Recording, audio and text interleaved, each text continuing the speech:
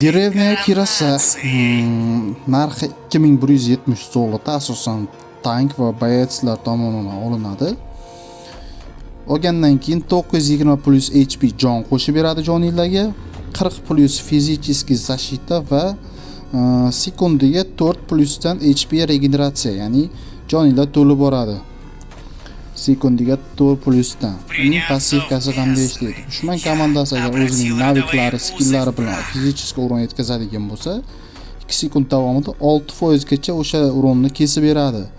Xo'p, 2 sekund davomi qanday? Masalan, ketma-ket uron beradigan bo'lsa va uronlar orasidagi vaqt 2 sekunddan oshmasa, uning staklari yig'ilib boradi, jami 18% gacha o'sha uronni kesib beraveradi.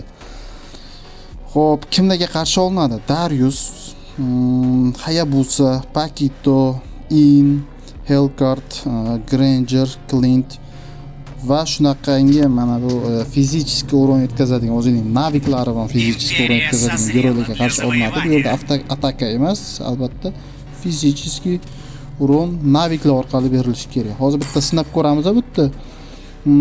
Mana bu yerga обычный bot qo'yamiz va unga hop o'sha zashitani kiydiramiz.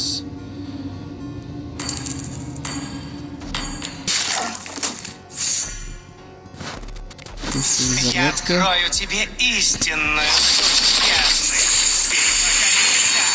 бездны. Ko'rdinglar, joni qoldi bu yerda. Hozir endi birini kirasasini sotib yuboramiz.